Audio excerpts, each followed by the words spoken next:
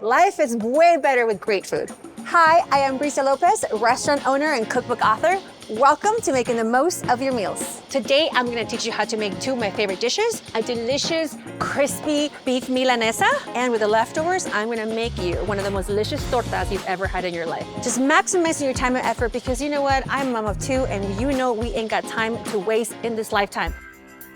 What's gonna have for dinner. There's nothing more exciting than to know that you're gonna make something that you can reuse the next day to give lunch to your children. Man, I love beef. I think if you actually brought my son right now, if he told you what's your favorite thing to eat, is beef. So the first recipe, I just remember my mom always making me milanesa for dinner. The combination of the sauce and the onions and the cilantro and the creaminess, and I think all those flavors just remind me of home. The second recipe, every time I think of this torta, and I just remember the taste of just the beef and the onion and the cheese.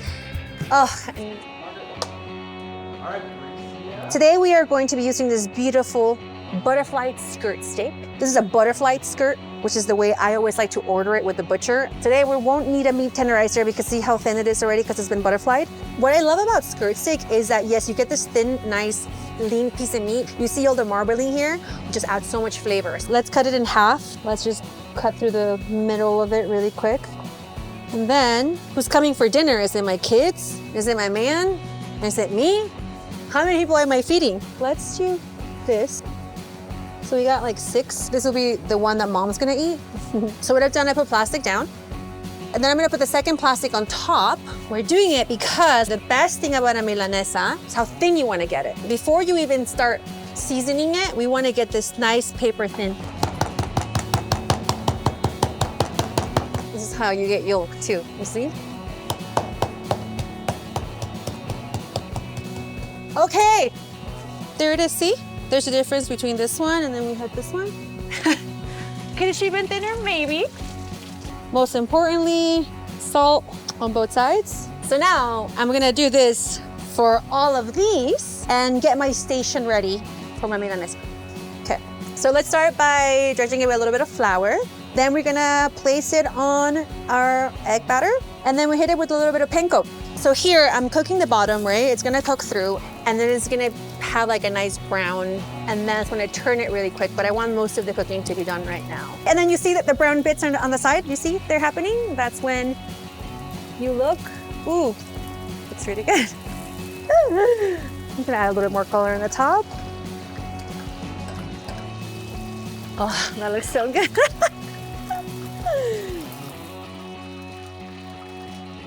I'm gonna go ahead and do one more, and maybe after that we gotta do a little retake on the oil. We don't want the little crispies to burn in there. You see right here that it's got char on the skin, the middle is perfectly cooked through, nothing's burnt, you don't want any burnt pieces. So we have our delicious milanesas. They're ready to be served, they're ready to go. Now let me show you how to take these leftovers and to turn them into something fabulous. Second sticks. Second sticks for the second dish. So we have this leftover delicious beef. Now I'm gonna show you how to make an equally delicious torta. I always like to butter my pan, just toast it a little bit better. So we're gonna start with the mayo. And after the mayo, we have a black bean puree. Now this black bean puree has a combination, obviously black beans, but we also have avocado leaves, has chile de árbol. Now you have your leftover milanesa from your dinner last night. This milanesa, you can either just put it in your toaster oven, you can put it in your pan really quick. I wouldn't put it in the microwave because you wanna maintain the crispiness. Obviously we add another layer of flavor. We're gonna add a little bit of jamon. And now here we have Oaxaca cheese. This is quesillo, queso from Oaxaca. We're gonna add like so much texture, so much richness, buttery creaminess. It's also very salty. And you can buy this at any grocery store, quesillo. Pico jalapenos is what you want also for when you have any torta. I think like the tanginess cuts through the richness of the milanesa, and onions just for the crunch. You can do pickled red onions, you can do white onions, taste of onion, but man, this is not like a torta that you would find in the corner of a street in Oaxaca. I mean, come on. We did it, we maximized our time. We did 2 dishes, beef milanesa on my Oaxacan sauce. And then you have your torta that is gonna blow your mind. You're gonna have dinner first, I guess, and then have lunch. That was good! You have all the cheeses playing in your mouth. You have the pecorino, the parmesan, the quesillo. Here it gets cut through with this beautiful sauce. And then here it gets cut through with the bread and the jalapenos. Combining that with like the luxury of beef together kind of just puts a very homey feel.